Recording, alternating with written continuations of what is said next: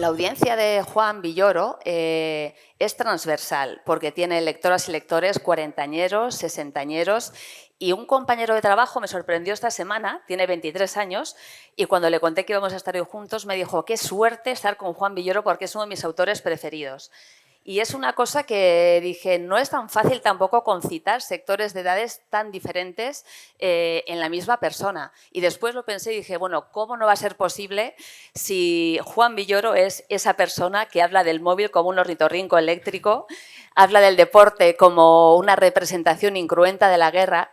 Y habla de México, su país de origen, como ese lugar en el que cuando las personas quieren que deje de llover y que mejore el tiempo, entierran un cuchillo al pie de un árbol. Como alguien que tiene esta ironía, este sentido del humor, una cultura inmensa, tremenda, que abarca todos los ámbitos, una lucidez absoluta y una generosidad a la hora de escribir como Juan, cómo no va a llegar a todos los públicos. Así que por nuestra parte, por parte del público bilbaíno que estamos aquí, muchísimas gracias, Juan. Es un placer estar hoy contigo. No, pues muchísimas gracias a ti, gracias a todas, a todos, a las personas que han hecho posible que yo esté en este sitio, Sonia, Carolina, gracias por supuesto a Maite y bueno, después de esta presentación los tengo que decepcionar, ¿verdad? Porque no va a ser nada parecido a lo que acaba de decir, pero bueno, trataré de acercarme a algunas de los comentarios que has hecho, querida Maite. No me cabe ninguna duda. Bueno, y antes de entrar en harina, por supuesto, vamos a enviar desde aquí un abrazo a otro Juan, a Juan Bas, que hoy debería estar sentado aquí en la fila 1 junto con Carolina y con Sonia, pero por motivos de salud no ha sido posible. Sabemos que se encuentra ya recuperándose, así que enseguida volvemos a encontrárnoslo en tertulias literarias, en restaurantes y en terrazas. Bueno, pues comenzamos ya. Yo empezaría con lo que nos conecta al pueblo vasco y al pueblo mexicano, más allá de migraciones y de empresas y de negociaciones económicas compartidas, que es la conciencia de que estamos por encima del frío. He estado leyendo una de tus obras, Hay vida en la tierra, que es fantástica porque reúne todos los saberes, lo filosófico, lo antropológico, lo sociológico, lo vivencial y las anécdotas. Y contabas que en México ocurre algo que hace que la gente piense que el frío no existe, ¿no? Que siempre vais con 3 capas menos de ropa, que aquí somos un poco igual los vascos, ¿eh? Bueno, por razones yo creo que muy distintas. Me refiero sobre todo a la Ciudad de México, que tiene la fantasía de ser un sitio tropical, porque básicamente México sí lo es en toda la zona de la costa, pero la Ciudad de México está a 2.200 metros de altura y entonces suele ser una ciudad bastante fresca, sobre todo, por supuesto, en el invierno o en temporada de lluvias, pero tenemos este orgullo de que ahí no hace frío para nada. Entonces, si acaso te pones un gabán, un abrigo, la gente te dice, pero ¿dónde fue la nevada? ¿Qué pasó? ¿Por qué vienes así? Y se empiezan a burlar de ti. Y cualquiera que parece que tienes como un ánimo de esquiador y eso desde luego te convierte en un ser extravagante porque nosotros por patriotismo debemos demostrar que somos tropicales y entonces temblar, y por ejemplo temblar de frío, las casas en general no tienen calefacción, con lo cual muchas veces el frío que más sientes está dentro de las casas. Eso decía el embajador de Suecia en México. Yo en Suecia jamás he tenido tanto frío como acá, porque como tenemos la fantasía de que no hace frío, no hay calefacción, entonces yo digo en la casa, por favor, no dejen abierta la puerta de la calle porque se va a enfriar la calle, ¿no? Es decir, nuestras casas son como refrigeradores, ¿sí? Así es, así es. Te entiendo bastante bien.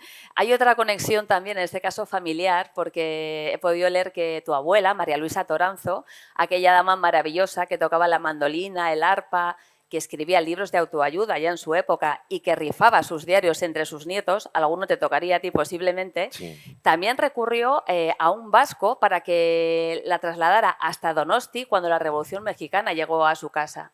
Sí, en México siempre ha habido una comunidad vasca muy activa, tanto de gente que ha ido a hacer cosas de comercio, pelotaris, por supuesto. En una época la selección vasca de fútbol se refugió en México en tiempos del grandísimo futbolista Isidro Lángara, lo cual hizo que en México, en el español vernáculo, Lángara se convirtiera en sinónimo de pícaro o de astuto. Cuando alguien decía es un lángara, era alguien que se podía salir con la suya en cualquier circunstancia. Por ejemplo, en la novela de Carlos Fuentes, La muerte de Artemio Cruz, un gran político es descrito de esa manera, como un lángara. A mí todavía me tocó esa descripción y me tocó ver a los futbolistas que habían descendido de la gran selección vasca, que eran los hijos y los nietos de aquel equipo legendario. Y entonces, bueno, como parte de todos estos vínculos, pues en el caso de mi abuela, efectivamente un vasco la salvó porque ella era una mujer pues de una familia acomodada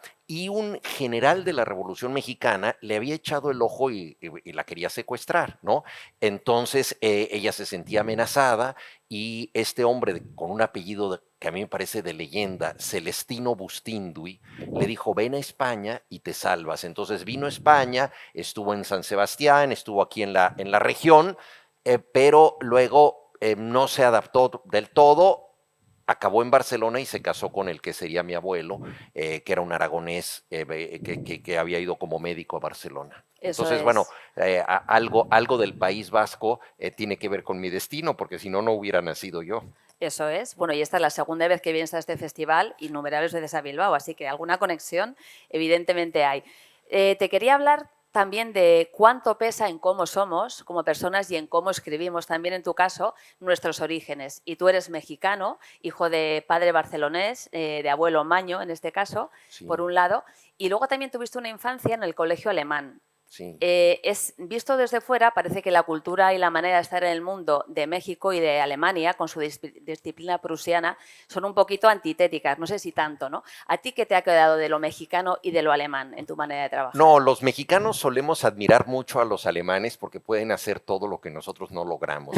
Entre otras cosas, llegar a tiempo a los lugares, ¿no? La puntualidad no es una de nuestras especialidades, le hemos dado dimensión épica a la impuntualidad y bueno, somos un país mucho más relajado en ese sentido que Alemania. Para mí, fíjate que fue bastante difícil estudiar en el colegio alemán porque esto ocurrió 15 años después del fin de la Segunda Guerra Mundial. Mis maestros habían estado, la mayoría de ellos, todavía en el ejército nazi. Recordemos que al final se reclutó prácticamente a los adolescentes, ya cuando estaban en la guerra total los alemanes. Entonces, y el colegio alemán había sido el principal centro de propaganda nazi. Esto puede parecer como parte de una conspiración malévola, pero es que, bueno, finalmente fue un gobierno democráticamente electo y para mucha gente era atractivo el nacionalsocialismo y entonces se difundía a través del colegio alemán, que era su principal centro de promoción. No existía el Instituto Goethe en aquella época.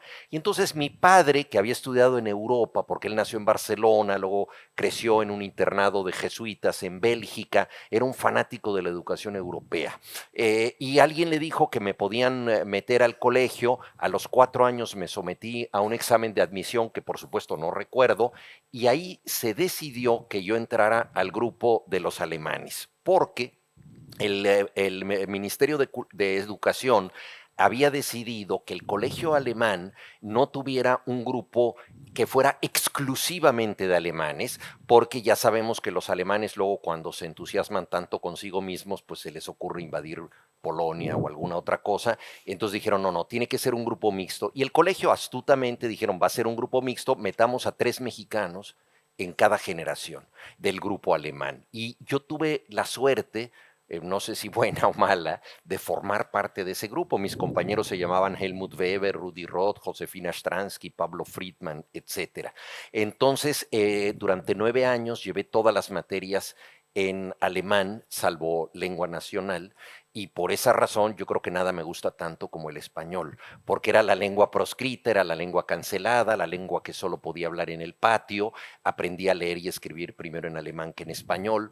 Entonces, digamos que sí fue una educación extravagante. ¿Sabes también por qué, Maite? Porque en aquella época, culturalmente, el alemán pues no tenía tan buena prensa. Todavía estaba muy cerca la Segunda Guerra Claro. Mundial y estaban muy de moda las películas de la guerra. Y en México no se doblan las películas, siempre están en versión original con subtítulos. Entonces yo iba al cine con mi padre de niño, veía una película de guerra y decía, ¿por qué solo puedo entender lo que dicen los malos, que eran los nazis, ¿no? En cambio mi padre, que hablaba francés y hablaba inglés, entendía lo que decían los buenos, ¿no? Entonces para mí era un poco raro, ¿no? Yo estaba aprendiendo el idioma de los malos. Claro, muchos años después entendí que había grandes autores, entre ellos al que estamos homenajeando en esta ocasión, Franz Kafka, que me redimieron con la lengua alemana y me pareció maravilloso poder hablarla. Esa lengua castellana que, como dices, era para ti un espacio de libertad. Creo que hubo un libro iniciático, un libro de José Agustín, que fue el que tú leíste, supongo que en tu adolescencia, y fue el que te hizo conectar con la idea de que la vida, cuando la contamos, suele ser bastante mejor de cuando la hemos vivido, ¿no? Y descubriste que quizá ahí estaba tu espacio más como hombre de pensamiento que como hombre de acción. Mira, a los 15 años tuve una suerte extraordinaria y es que un amigo que no leía libros por gusto me recomendó que leyera la novela de perfil del escritor mexicano José Agustín, que trataba justamente de un muchacho que tenía 15 años. Además, el lapso era perfecto porque eran las vacaciones entre la secundaria y el bachillerato. Eso ocurría en la novela y era el momento en el que yo estaba. Los padres del protagonista se están divorciando, mis padres se habían divorciado. En fin, había una serie de similitudes extraordinarias, a tal grado que el protagonista logra conquistar a una cantante de rock. Y yo dije, bueno, si Wow, las similitudes son tantas, en una de esas, ¿verdad? También me sucede lo mismo. me va a tocar. Hubo una identificación en espejo, pero esa novela me reveló que la vida que yo llevaba y que hasta entonces me parecía meramente caótica, sin rumbo y sin sentido, si era escrita con humor, con intensidad y bien estructurada, mejoraba mucho. Es decir, que nosotros podemos plasmar por escrito cosas superiores a lo que vivimos, pero que necesitamos vivirlas para escribirlas. Entonces, a partir de ese momento supe que todo lo que me pasara, bueno, malo, regular, podría ser materia literaria, es decir, nada iba a ser gratuito. Me dio un sentido de no solamente vocacional para dedicarme a escribir, sino de percepción de la vida. Eso es. Y la escritura, que bueno, para ti es evidentemente tu oficio, aquello de lo que vives y aquello que te proporciona felicidad, algún ratito de sufrimiento, entiendo que también, también se convirtió, por lo que he podido leer en La figura del mundo, el libro que dedicas a tu padre, filósofo, y después comentaremos qué otros perfiles tenía, se convirtió en una manera de acercarte a él. Y lo cuentas de una manera que me parece preciosa, muy sencilla y muy accesible, que es que tú tienes un gato que se llama Capuchino y te lleva las lagartijas que caza en el jardín y te las acerca un poco para ganarse tu reconocimiento, ¿no? Para decir, hey, mira lo que te traigo, ¿no? Y que de algún modo cuando tú empezaste a escribir, quizá en la adolescencia o un poquito después, te acercabas a tu padre con tus escritos para que te prestara esa atención, ¿no? Porque lo neguemos o lo aceptemos, todo el mundo hemos buscado el reconocimiento paterno en algún momento de nuestra vida. Sí, mi padre se dedicaba a la filosofía y entonces para un niño es algo muy abstracto. Siempre había estas conversaciones en el patio del colegio sobre qué hacen nuestros padres. Yo le había preguntado al mío, ¿cuál es tu trabajo? ¿De qué vivimos nosotros? Y él me decía, bueno, yo me dedico a la filosofía que estudia el sentido de la vida. Y entonces en las pláticas del patio los amigos decían, no, pues mi papá es piloto aviador en Mexicana de Aviación, el mío vende alfombras en un almacén que se llama el Palacio de Hierro. Me decían, Juan, ¿y qué hace tu papá? Pues busca el sentido de la vida. Y entonces, claro, todos mis amigos creían que mi papá era un vago, que andaba en las cantinas borracho, bebiendo tequila y oyendo a José Alfredo Jiménez, que es la manera popular de buscar el sentido de la vida, ¿no? Y a mí mismo me costó mucho trabajo entender de qué se trataba su oficio y naturalmente cuando empecé a vislumbrarlo y como él se dedicaba a escribir libros y a leerlos, pues evidentemente había una manera de acercarme a él a través de las cosas que yo iba escribiendo. La primera sensación de que yo estaba en el camino correcto es cuando le mostré un texto mío y me dijo de dónde lo copiaste. Y entonces yo dije, si él cree que esto no lo hizo su hijo, al que considera una persona no muy capacitada, ¿no? Al menos todavía, y lo da como texto ajeno, pues es que no voy tan mal, ¿no? Es Y que entonces, bueno, vamos, luego ya tuvimos una gran amistad, sí fundada más que nada en un intercambio intelectual, no era un padre, digamos, muy próximo, tampoco era la época en que eso se fuera habitual. Además, él creció en un internado de jesuitas, su hermano fue jesuita, había perdido a su padre en Barcelona siendo muy niño. Entonces, en fin, tuvo también una educación solitaria que le impidió brindarse afectivamente como muchos hubiéramos querido, ¿no? Claro. Cuentas también que, bueno, sois 3 hermanos, tú eres el mayor de Somos ellos, 4 en o total, 4 sí. hermanos, eso es, y que de algún modo, por lo que tú cuentas, bueno, pues producto de la separación de tus padres, que tu padre te descubrió prácticamente cuando ya tenías tú casi 9 o 10 años y buscando alguna actividad que pudieseis compartir, te hizo un regalo absolutamente maravilloso para ti, que fue un llavero del Barça. Sí, bueno, él perdió la ciudad y probablemente las gentes que viven en el exilio, lejos de su país de origen, atesoran las cosas como nadie más puede hacerlo. Entonces, probablemente el Barça pues jugaba mejor en la imaginación de mi padre que en la realidad, al menos en esos años. Hay un texto muy hermoso de Andoni Zubizarreta, que fue portero del Fútbol Club Barcelona, pero que también militó aquí para el Atlético, un grandísimo, una grandísima persona, porque es un gran atleta y además es un hombre muy inteligente. Y entonces él escribió un texto muy hermoso del pueblo donde él nació, aquí en el País Vasco, y de las narraciones que él oía por radio en las que escuchaba al gran Iríbar. Y entonces el Chopo Iríbar, Sí. él oía esas narraciones y él lo imaginaba como un superhéroe, ¿no? Y probablemente Iríbar nunca jugó tan bien, aunque fue enorme, ¿no?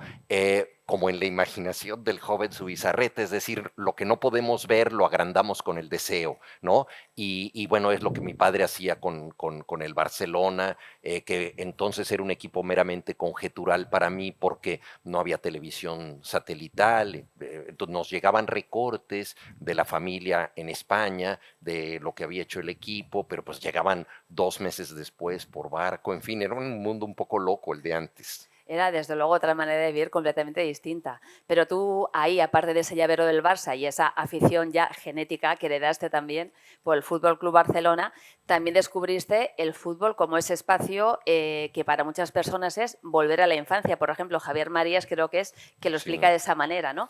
Y aparte de tener el espacio compartido con tu padre, tú después ya, a partir de ahí, has escrito Dios es redondo, no fue penalti, es decir, crónicas futbolísticas, ensayos sobre fútbol, con lo cual se ha convertido en una parte bastante importante de tu vida, ¿no? Sí, bueno, el fútbol es una gran pasión y hay escritores que dejan sus pasiones personales a un lado y escriben exclusivamente de temas que fabulan, etcétera. Pero a mí me gustan mucho los autores, como por ejemplo Julio Cortázar, que era un gran conocedor y amante del jazz, entonces lo metía en mucho, el box también le gustaba mucho a él, etcétera. Y entonces yo no me quise privar de la satisfacción de escribir, más que del fútbol, de las pasiones que comporta. Es decir, a mí me encanta que la gente, hoy al mediodía estuvimos hablando durante el almuerzo de todas las anécdotas que nos trae el fútbol. Entonces, esta forma de vivir el mundo a través de un equipo o a través del juego mismo me parece apasionante y entonces he tratado de dejar constancia de ello en mi libro Dios es redondo, en otro que se llama Balón dividido, en fin, sí. Eso es, sí, sí, te acompaña. Y yo entiendo que también te acompaña la figura de tu padre por la herencia evidente, por muchos motivos, y también porque fue una persona, y tú lo cuentas, lo desarrollas muy bien en La figura del mundo, que recoge no solo su figura, sino que la contextualiza en aquel momento de México, lo que estaba ocurriendo en el país y a lo largo de los años, en sus últimos años creo que compartió mucho tiempo también con el subcomandante Marcos, porque fue de algún modo consejero de las fuerzas zapatistas. Y esa es una faceta que en un hombre más de pensamiento, más de la reflexión, ese salto a la acción también llama mucho la atención, ¿no? No sé, a ti también, si te sorprendió ese giro, si lo entendiste como parte de su necesidad personal. Es muy interesante lo que dices porque la verdad es que mi padre, lo mencionaba yo antes, nace en Barcelona, estudia con los jesuitas en Bélgica y viene la Segunda Guerra Mundial. Y se ve forzado a ir a México porque su madre era mexicana. En mi familia todas las mujeres han sido mexicanas antes y todos los varones españoles, porque también, por ejemplo, mi madre mexicana, pero de padre español, etcétera. Entonces, estoy un Curioso. poco escindido. Obviamente esto hace que sentimentalmente sea más mexicano que español, es inevitable porque la presencia de las mujeres siempre es más fuerte. Ahí, cuando mi padre llega a México, el país le parece horroroso, le parece un país corrupto, violento, lleno de injusticia social, y busca desesperadamente algo que lo haga interesarse en este país, y lo encuentra en el mundo de los pueblos originarios, tanto el pasado remoto que había llenado los museos de México de grandes tesoros, como la existencia viva de los pueblos que estaban siendo ignorados, ese México profundo del que no se hablaba entonces. Entonces se dedica a la filosofía, pero estudiando las ideas originarias de estos pueblos. Escribe un libro que se llama Los grandes momentos del indigenismo en México, y allí aborda la figura de los frailes ilustrados, Fray Bernardino de Sahagún, Fray Bartolomé de las Casas, que lucharon por asimilar y conocer la cultura indígena, es decir, la gente de Occidente que buscó entender al otro. Y ese es su primer libro. Y es un libro teórico, porque claro, este fue un ejercicio hecho en tiempos de la colonia, pero la vida le dio la oportunidad a él de terminar también él convertido en una especie de Fray Bartolomé de las Casas posmoderno, porque vino el levantamiento zapatista en 1994, el tema indígena cobró actualidad, se empezaron a discutir posibilidades de acuerdos indígenas, de autonomías de los pueblos indígenas, él se convirtió en asesor de este movimiento, y entonces ya tuvo una relación muy estrecha, a tal grado que nosotros le decíamos a él que en realidad había tenido 5 hijos, siendo su favorito el subcomandante Marcos. Y claro, nosotros no podíamos competir con él porque no nos habíamos levantado en armas, ¿no? Entonces no teníamos el prestigio, ¿no?, del subcomandante. Se hicieron muy amigos, y en el libro, en La figura del mundo, hay un texto maravilloso que me regaló el propio subcomandante, en donde cuenta cómo mi padre se convirtió en zapatista, ¿no? Que en ese sentido era un filósofo que trataba de cambiar la realidad, ¿no? No era meramente especulativo. Al principio decía, cuando yo era niño, lo imaginaba en una estratosfera pensando cosas, pero era una gente que siempre mantuvo una manera muy personal de interpretar la realidad, pero bastante vinculado a ella, ¿no? A tal grado que cuando ya era muy mayor, estaba cerca de los 90 años, era una persona que vivía en su mundo, pero con una muy peculiar lucidez. Había tenido un derrame cerebral, pero seguía adelante. Y entonces hay un pequeño problema en las familias donde solo hay uno de los hermanos que vive en la misma ciudad que los padres. Ese hermano soy yo. Por lo tanto, me he tenido que hacer cargo de todo. Además, soy el primogénito. Mis otros 3 hermanos tomaron la precaución de vivir fuera, pero como se interesan en el destino familiar, cada cierto tiempo me hablaban y me decían, ¿cómo está nuestro padre? ¿Cómo que tal cosa, tal otra? Y bueno, me decían, llévalo con un geriatra. Y mi papá odiaba a los geriatras porque eran médicos para viejos, y él solo tenía 89 años. Claro. Todavía no llegaba a los 90. Y entonces finalmente lo convencí de que viera un médico, porque yo me había enterado que había uno que había estudiado en Francia y había leído a mi padre. Entonces le dije, es un señor que quiere hablar contigo. O sea, no le dije, vas a una consulta. Entonces fuimos con el geriatra. El geriatra sabía un poco cómo, era un poco como una obra de teatro. Él sabía que tenía que hablar de otras cosas y luego ya iniciar la consulta. Se entendieron muy bien hasta que el geriatra le empezó a hacer preguntas a mi padre para ver cómo estaba su memoria. Y entonces le dijo, si yo le digo a usted que el señor Adolfo Martínez vive en la calle 3 de Mayo, número 5, departamento 6, ¿me puede decir dónde vive el señor Martínez? Y mi padre dijo, no, no le puedo decir eso. Y dice, pero ¿no entendió lo que dije? Sí, sí, entendí perfectamente. Y dice, ¿y por qué no puede decírmelo? Porque no conozco al señor Martínez. Y entonces dice, bueno, pero es una suposición, dice el médico. Dice, perfecto, si es una suposición, entonces dígame usted por qué habría yo de conocer al señor Martínez, ¿no? Entonces, Imbatible. convénzame de conocer al señor Martínez. Y entonces ahí te dabas cuenta que estaba más lúcido que nunca. Entonces, hasta el final de sus días mantuvo esta manera, si se quiere, personal, peculiar de entender la realidad, pero bastante afincada a una lógica. Qué maravilla. Creo que, bueno, con lo que nos estás contando se entiende bastante bien que la capacidad de radiografiar la realidad, de analizarla minuciosamente y de trasladarla a otro ámbito, posiblemente en una medida te viene de tu padre. ¿Y de tu madre qué es lo que tienes? Decías que la parte más emocional, que es la mexicana, tu madre que fue una señora que además de hacerse Sí. cargo de de 4 criaturas, no contamos a su comandante Marcos porque no vivía en casa. Además de todo eso, estudió, se hizo catedrática, terapeuta, publicó sus obras. Quiero decir que tuvo una trayectoria interesante también. Sí, desde luego. Lo que pasa es que mi padre era interesante literariamente porque era enigmático, porque había muchas cosas que no decía. Entonces, preguntarle a él, por ejemplo, los jesuitas dividían las clases en romanos y cartagineses para que los estudiantes se estimularan mediante la competencia. Entonces, las guerras púnicas tenían otra oportunidad en esos salones. Cuando yo le pregunté a mi padre si él había sido romano o cartaginés, él me contestó cartaginés, por supuesto. Y a mí eso me sorprendió. Claro, pasaron los años y no supe cómo entender bien la frase hasta que, claro, me di cuenta de que él lo que había querido era identificarse con los perdedores de la historia. Y yo dije, bueno, si él es un cartaginés vocacional, ¿dónde queda su Cartago contemporáneo? Lo estuvo durante, digamos, la Guerra Civil Española con los republicanos, ¿no? Y ahora lo estaba con los indígenas que estaban protestando en Chiapas, ¿no? Entonces ahí se ve pues esta manera de que ciertas ideas personales encarnaban en la realidad, pero mi madre es totalmente distinta, no necesita ser indagada, no necesita ser interpretada a partir de estas frases, es un libro abierto. Ella se la pasa contando chismes, incluso es capaz de chismear en tiempo futuro. O sea, te dice, dice, esa muchacha se va a embarazar. Y efectivamente al rato está embarazada, ¿no? Entonces, es así. Entonces, claro, una persona que está en estado de literatura permanente, que es hipersensible, ¿no? Que yo le digo, ya leíste este texto, me dice, ya lo lloré 2 veces, ¿no?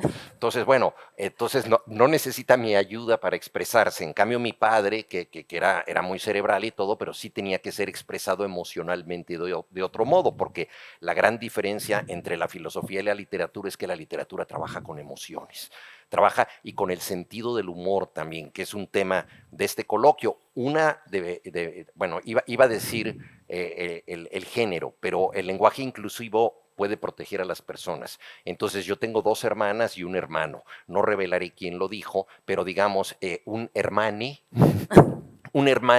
me dijo, tú no puedes escribir humorísticamente de nuestro padre porque nuestro padre fue una gran persona. Le digo, bueno, pero tampoco era un prócer, era un ser humano y además era un ser humano sujeto a la comicidad y como sabemos por Kafka, muchas veces las situaciones cómicas también tienen un tinte de tragedia, es la gran comicidad del destino.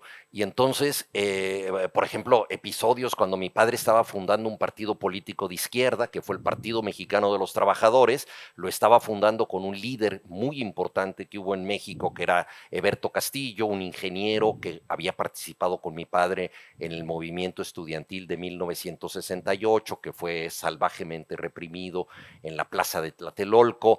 Había estado el ingeniero Eberto Castillo en la cárcel durante 2 años. Al salir de ahí decidió fundar un partido político. Mi padre quiso ayudarlo y decidieron, para apoyar esta lucha que cambiaría México, tener un negocio. Y ese negocio fue una taquería, porque en México pues hay un gusto por los tacos, que ellos dijeron, bueno, mientras los mexicanos coman tacos, van a apoyar sin saberlo a la causa revolucionaria. Entonces hicieron una taquería revolucionaria y yo estuve presente en una degustación que hubo de los tacos para ver cómo se escogía el menú. Y los tacos eran un poco extraños, porque los tacos tradicionales, que probablemente conocen ustedes porque están ya por todas partes en el mundo, son tacos al carbón, o sea, de bistec, de costilla, queso fundido, tacos al pastor, que es como una especie de kebab, etcétera. Eso es lo tradicional.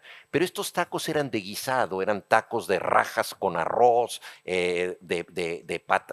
patatas con chorizo, etcétera. Mi padre reflexionó como buen filósofo viendo las papas con chorizo durante un rato y dijo, perdóname Berto, pero estos tacos son heterodoxos. Son heterodoxos y me parecen muy raros y yo creo que no vamos a triunfar en la causa revolucionaria con este menú.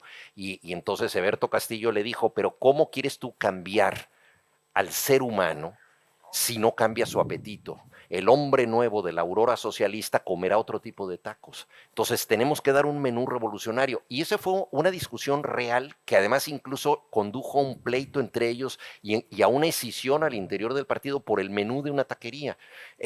Naturalmente la taquería, como quería el líder, se inauguró con un menú revolucionario que no le gustó al público mexicano y después fue vendida la taquería, todavía existe y hoy en día triunfa con conservadores tacos del viejo menú de tacos al pastor y tacos al carbón. Y la primera corona fúnebre que llegó al entierro de mi papá fue justamente del Hostal de los Quesos, que es esta taquería. Entonces, bueno, es una historia que a mí me parece muy buena, que no se puede desperdiciar. Entonces mi hermana decía, no, no cuentes esas cosas.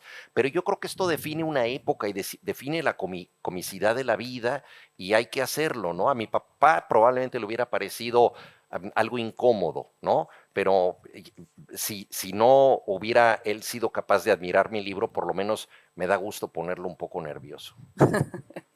Eso es fantástico. Seguro que donde se encuentre en algún momento se ha reído, segurísimo, o ha sonreído, que era un poco más contenido quizá.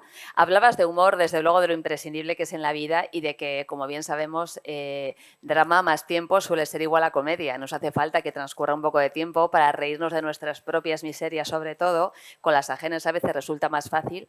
Esta misma semana íbamos una amiga y yo por la calle y nos ocurrió algo que normalmente solo ocurre en los cómics, que parece que en la vida real no pasa salvo que lo provoques tú, y es que ella resbaló con una piel de plátano en la calle y estuvo a punto de desnucarse. No le pasó nada, con lo cual nos echamos a reírnos automáticamente y pensamos, con esto ahora mismo reventaríamos TikTok, con este vídeo de haberlo grabado antes, ¿no? En tu caso, Juan, ¿qué tipo de cosas son las que más te divierten, las que más gracia te hacen? ¿Reírte de ti mismo, reírte de lo ajeno? ¿Qué No, es lo que más reírte de ti mismo es imprescindible. Yo creo que los grandes humoristas justamente deben su éxito a que se ponen en una situación de vulnerabilidad. Es decir, no hablan desde una superioridad del que lo sabe todo, ¿no? Sino desde la perplejidad del que no entiende nada y que él también es objeto del ridículo, ¿no? Entonces, bueno, hay que aceptar que uno es totalmente falible y yo creo que ese es el principal requisito del humor, ¿no? Y yo creo que el humor tiene también la posibilidad de reconciliarnos de manera crítica con situaciones desagradables. Digo, reconciliarnos de manera crítica porque no dejamos de saber, por ejemplo, que las 4 horas que pasamos en una oficina de gobierno son horas de burocracia, son horas perdidas, que hubo un trámite verdaderamente kafkiano, absurdo, ¿no? Y sin embargo, cuando, como bien dices, lo recordamos eso en clave irónica, pues nos reconciliamos con la vida y decimos, las cosas no están tan mal, ¿no? A mí me clonaron mi tarjeta de crédito aquí en España, en una cuenta española, pero yo vivo en México, entonces el Banco Español me dijo, por favor, levanta en la policía un acta para que podamos nosotros hacer una protesta, porque que estos cargos no son tuyos. Entonces yo fui a la delegación de policía y tuve una situación que mientras ocurrió fue muy molesta, pero pensándola después me reconcilié con ella porque resultó que era totalmente disparatada, ¿no? Yo llegué ahí y entonces dije, vengo a levantar un acta, dice, ¿dónde le clonaron la tarjeta? Digo, no sé, parece que es un cargo que se hizo, porque así es el mundo que vivimos hoy en día, el de no soy un robot, Sí. es un cargo que hicieron probablemente en Estados Unidos. Me dice, ¿y dónde está su cuenta? Pues es un banco español. Entonces me dijeron, señor, nosotros no somos la Interpol, esta es la policía mexicana, váyase y a ver, lo que está usted diciendo aquí no tiene que ver con nosotros, porque pues esto es una cosa internacional. Entonces, y me dice el señor, me dice, bueno, ¿sabe qué me dice, le voy a decir con toda sinceridad, su problema en realidad no es el de la tarjeta, su problema es que no sabe escribir. Y yo le dije, bueno, ya antes me lo habían dicho, ¿eh? Sí, no es el primero Ya lo que me había lo oído dice. yo Sí, en alguna sí, ocasión. y entonces me dice, ¿y a qué se dedica usted? Le digo, pues soy escritor. Me dice, no, pues lo tiene crudo, ¿no? Mal. Me dice, ¿puedo ayudarlo a escribir? Le dije, no, sí, por favor, imagínate, en la delegación de policía, por favor, ayúdeme. Dice, a ver, vamos a hacer una serie de preguntas lógicas. Dice, ¿cómo se enteró usted de que le habían clonado la tarjeta? No, recibí una llamada telefónica. Dice, ¿en dónde estaba usted? En mi casa. ¿Dónde vive usted? En la Ciudad de México. ¿En qué delegación? La delegación de Coyoacán. Perfecto, esta es la oficina de policía de la delegación de Coyoacán. Usted recibió la llamada en Coyoacán. Me dice, vea usted, todo ocurrió en esta delegación. Si usted lo sabe escribir, entonces yo sí lo puedo atender, porque entonces yo tengo jurisdicción sobre el sitio donde ocurrió la llamada. Entonces, bueno, es una situación kafkiana. Todo esto además duró 6 horas para llegar a esa pequeña solución, ¿verdad? Y claro, yo estaba desesperado y ya cuando lo recuerdas tú dices, bueno, este disparate, ¿no? Me ayudó a, bueno, a que no me hicieran el cargo, por supuesto, pero también te reconcilias críticamente con la vida cuando dices, bueno, si te lo tomas un poco en broma, las cosas por lo menos se sobrellevan. No quiere decir que estén bien, pero se sobrellevan. Sin ninguna duda. Te iba a preguntar qué era lo más kafkiano que te había ocurrido en honor al festival, pero creo que este es uno de los ejemplos posibles, ¿no? Por Totalmente, ejemplo, sí, por supuesto. Bueno, descubrimos alguna... lo No, más no, sí, kafkiano es ser mexicano, que sería un autor naturalista en nuestro país, porque hay todo. Imagínense, desde nuestro presidente que acaba de salir, decidió rifar el avión presidencial, porque dijo que el avión presidencial era un lujo burgués, era una cosa absurda, y entonces imagínense ustedes un presidente que decide rifar el avión presidencial. Y el gran problema es quién quiere ganar un avión presidencial. O sea, ganas la rifa, porque además esto era una cosa popular, ¿no? Ganas la rifa y ¿dónde pones el avión que acabas de ganar? ¿No? ¿dónde lo ¿Cómo lo aparcas? mantienes? ¿Para qué lo usas? Sí, etcétera. Fue un delirio colectivo, pero claro, a la gente le pareció divertidísimo y por supuesto no se habló de ningún problema social durante buen tiempo porque solo se hablaba del disparate de la rifa, ¿no? Eso es profundamente kafkiano. Eso define muy bien también la filosofía de un país, además, entre otras cosas. Bueno, nosotros somos un país que vive de ilusiones imposibles y no de realidades, ¿no? Es la mejor manera de sobrellevar nuestros problemas. Pues hablando del originario del adjetivo kafkiano, de Kafka, al que va dirigido, como bien sabéis, al que va dedicado la edición del festival de este año, descubrimos el otro día en los encuentros de Ciencia Naucas, que se celebran aquí en Bilbao, y hubo una parte de colaboración con el festival, que Kafka practicaba el método Miller, que tú quizá lo conozcas. Todos los días aquel señor centroeuropeo, pálido y ojeroso, con sus laberintos mentales que después exploraba y los vertía sobre las páginas, todos los días practicaba 15 minutos de gimnasia ante una ventana abierta, con el frío que tiene que hacer en Praga, me imagino yo, y desnudo. Ese tipo de... y masticaba cada bocado 32 veces. Hoy diríamos, era un poco friki este Kafka, ¿no? Diríamos, era un tipo especial. Pues ser una persona obsesiva, pero la verdad es que la cultura alemana en general se presta para la obsesividad y bueno, ha dado grandísimos resultados, a veces un poco maníacos, pero solo con cierta obsesividad se hacen bien las cosas, ¿no? Desde luego. Inevitablemente, al haber estudiado tantos años en el colegio alemán, pues tengo un poco de esta disciplina, una especie de comandante interior. Sí.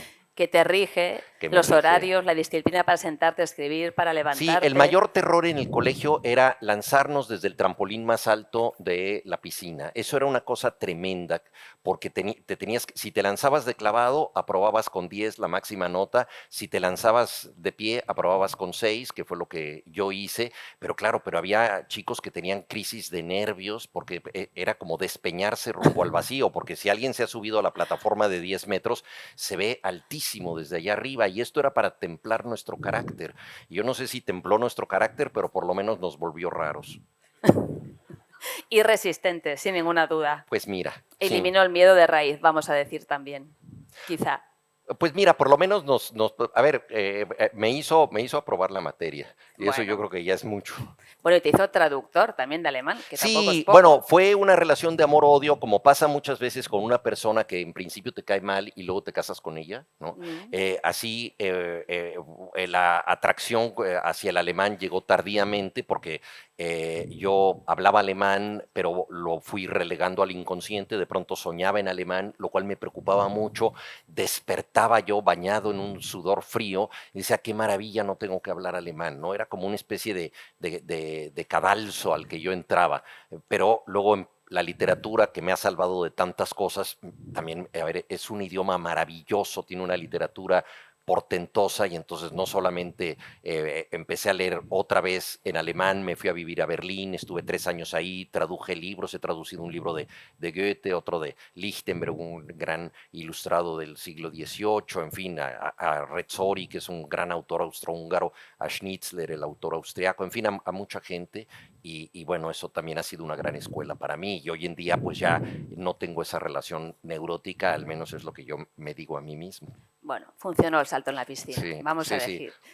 Hablando de, citabas hace un momentito No soy un robot, que ese es el último libro que ha publicado Juan Villoro y es un ensayo, un compendio de reflexiones con multitud de referencias sobre la importancia de la tecnología y la manera en que interactuamos con ella hoy en 2024, ¿no? Da la sensación de que desde que se inventó Internet, que hace ya unos años, fue a finales de los 90, se ha acelerado de una manera brutal todo, la vida, el tipo de trabajos, nuestras actividades, nuestra manera de tomar decisiones, de participar de lo público, de socializar.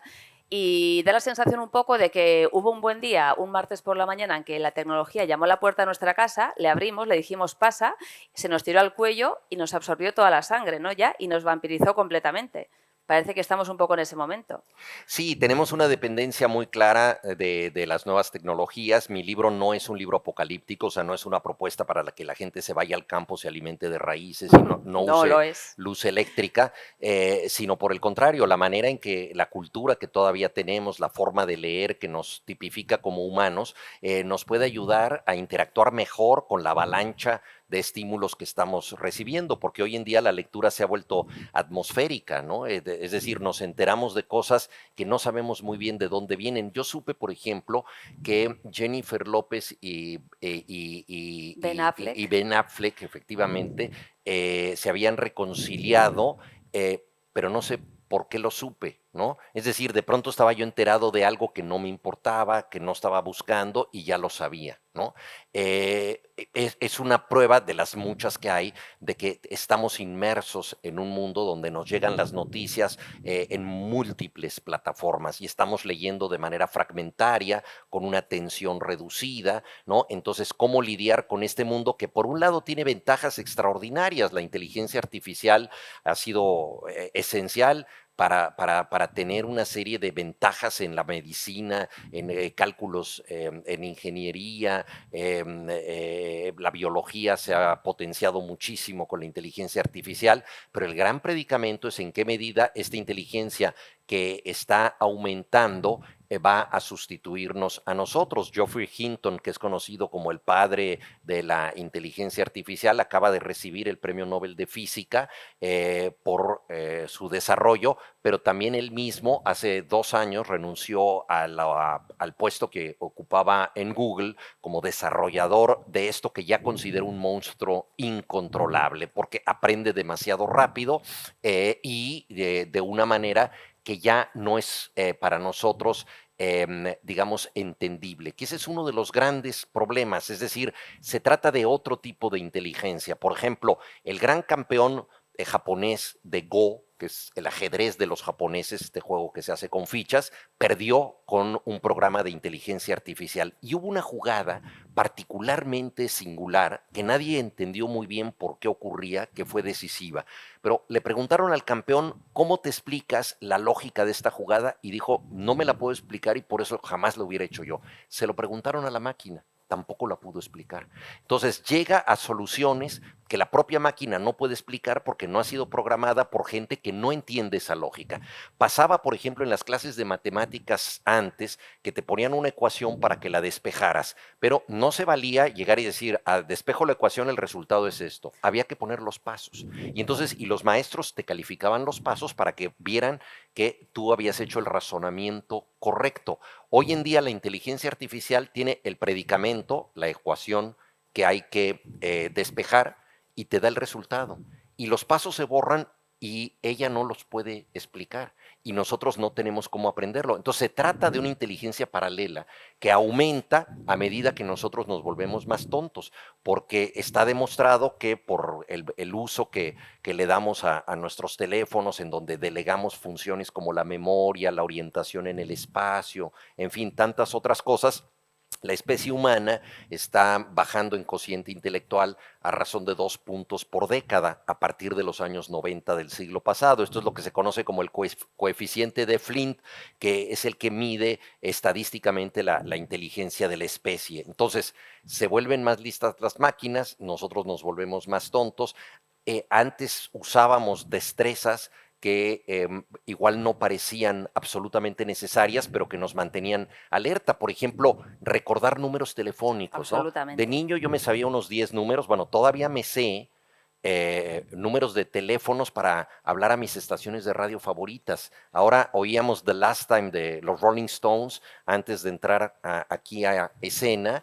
Y yo hablé muchas veces para votar por esa misma canción al 521-1878 de Radio Éxitos o al 246-590 de la Pantera de la Juventud. Son teléfonos que me sé y que no me sirven para nada, pero me digo a mí mismo, bueno, se estimularon las neuronas con algún tipo de gimnasia. Y hoy en día no necesitamos recordar nada porque todo está en el teléfono. Entonces, la lectura yo creo que es una manera de mantenernos alertas y hoy en día creo que leer literariamente es un acto de supervivencia. En ese sentido, No soy un robot es un libro militante, es un libro que pretende demostrar que tenemos mucho que salvar a través de los libros, a través de la lectura. Como dijo Humberto Eco, el libro se inventó bien desde el principio. Es como el tenedor y el alfiler. No se puede inventar mejor, no se puede perfeccionar. Y bueno, es un poco una defensa de este instrumento. Absolutamente. Es un gran hallazgo, desde luego, esa manera de pensar. Y el otro día escuché, hablando de cómo aprende de sí misma la inteligencia artificial, bueno, por un lado, leí que Elon Musk, uno de los hombres que controlan el mundo, uno de los emperadores del planeta, junto con Bezos y Zuckerberg y poco más, que había lanzado unos robots que cuestan $30.000 cada uno de ellos y explicó, como si el problema fuese el precio, dijo, pero este precio se reducirá cuando sean capaces de fabricarse a sí mismos, lo cual lo que provoca es terror, a mí por lo menos, más que el hecho del abaratamiento, ¿no?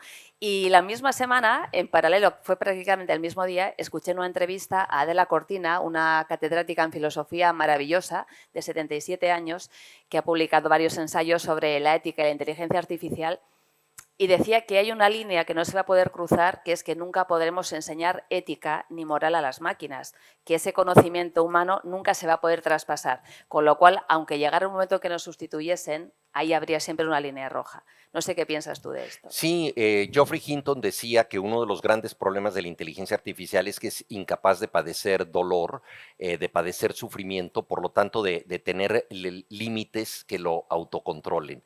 Y entonces esto es una carencia que tienen. Yo creo que hay dos escenarios básicos hacia el mundo de las máquinas. Uno de ciencia ficción total, que es que las máquinas nos controlan y nos sustituyen. Es decir, las máquinas empiezan a fabricar otras máquinas cada vez más inteligentes y nosotros nos convertimos en sus esclavos, ¿no? Ya hay robots que se alimentan de moscas, podría haber una máquina que se alimentara de humanos, ¿no? Porque en vez de estos ecorobots no se alimentan de electricidad, sino se alimentan de Orgánico. insectos, ¿no? Podríamos nosotros ser el alimento orgánico de futuras máquinas. Por supuesto, que es un panorama de ciencia ficción, pero lo que sí puede suceder, porque ya está sucediendo, es justo lo que acabas de decir, Maite. Es decir, que las máquinas son controladas por personas incontrolables, ¿no? Entonces, como dicen, la culpa no es del robot, sino de su amo. Pero cuando el amo es Vladimir Putin, o es Elon Musk, o Jeff Bezos, o Mark Zuckerberg, gente caprichosa que busca sus propias ganancias, etcétera, pues entonces resulta que el control es muy difícil y lo que está pasando es que la brecha entre ricos y pobres, las ventajas que van a tener ciertas compañías sobre otras, en fin, pues todo esto va a ir creciendo gracias al control de la inteligencia artificial. Y entonces esto ya está sucediendo y es algo de lo que nosotros tenemos que hablar socialmente, porque no hay una legislación digital realmente, digamos, que cubra todas nuestras necesidades, desde los temas de derechos de autor hasta la invasión de la privacidad, en fin, ¿no? Vivimos en una situación de control biopolítico fuertísimo porque cada vez nos controlan más. Durante la pandemia pasó, por ejemplo, con las vacunas. ¿no? Yo podía venir a España porque tenía la vacuna Pfizer, pero mi esposa no podía venir porque tiene la vacuna Sputnik, que es rusa, ¿no? Y los maestros tenían la vacuna CanSino, que es china, tampoco podían venir. Entonces, nuestra posibilidad de circular por el planeta tenía que ver con la vacuna que teníamos incorporada al cuerpo. Era como un anticipo de un mundo de control biopolítico que en parte ya estamos viviendo. Entonces, no se trata de soltar el botón de alarma apocalíptico y decir detengamos todo lo que sucede, sino de involucrarnos más y de pensar qué puede hacer que todavía sigamos siendo humanos. Si vamos a responder no soy un robot, eso, ¿por qué lo hacemos? Para empezar, ¿a quién se lo respondemos? A una máquina. La máquina es la que nos acredita como todavía humanos. ¿Y por qué la máquina sabe que al tachar esa casilla decimos la verdad? En realidad no lo sabe y no le importa. La máquina nos acredita como humanos por el movimiento del dedo, porque en la almohadilla electrónica movemos el dedo como no lo mueven los robots. Entonces, en realidad es el gesto lo que nos acredita. Provisionalmente seguimos siendo humanos. Yo me resisto a creer que seamos como los medicamentos con fechas de caducidad, al menos como especie, ¿no? Y creo que la mejor manera de preservarnos está en la riqueza cultural que hemos tenido y acumulado con los libros, ¿no? Y los libros además nos permiten leer mejor las redes, nos permiten incorporarnos de manera más provechosa con ellas, ¿no? No perder el tiempo en lo que no necesitamos, etcétera. Sin ninguna duda, es fantástico escucharte y el viaje que hemos hecho en esta casi una hora que llevamos aquí contigo, en el que hemos partido de tus orígenes, de tu México, de la cultura, de tus padres, tu abuela, hemos llegado hasta el espacio con Jeff Bezos, a los robots, a la inteligencia artificial y estás cerrando el círculo otra vez volviendo a algo tan primigenio y como es un gesto, ¿no? A mí me gustaría que con ese gesto vayamos despidiendo ya esta conversación de hoy, que yo la alargaría durante 3 horas, también te lo digo, pero desgraciadamente el tiempo es finito, como tú bien sabes, con una cita de Baudelaire que es preciosa, que dice que tenemos de genios aquello que conservamos de niños. ¿Qué es lo que conservas tú de tu niño? Bueno, yo creo esa es una frase muy, muy sabia de Baudelaire, porque bueno, también citabas tú a Javier Marías, que decía, el fútbol es la recuperación semanal de la infancia. Todos los juegos, el sentido lúdico de la vida, nos remiten a lo que fuimos en el origen de nosotros mismos. Muchas veces cuando vemos una exposición de dibujos infantiles, vemos en la pared a Miró, a Klee, a Matisse, a Picasso, vemos una imaginación extraordinaria que tienen los niños y uno se pregunta, bueno, ¿qué va a ser de esos niños en el futuro? ¿Se convertirán en otra cosa? ¿De pronto acabarán siendo diputados, ¿no? En un parlamento y acusados de haber malversado fondos, ¿no? Y dices, ¿cómo estos niños que empezaron haciendo esos dibujos acaban de otro modo? La infancia es esa reserva extraordinaria de creatividad, ¿no? Entonces el arte nos permite volver a ella.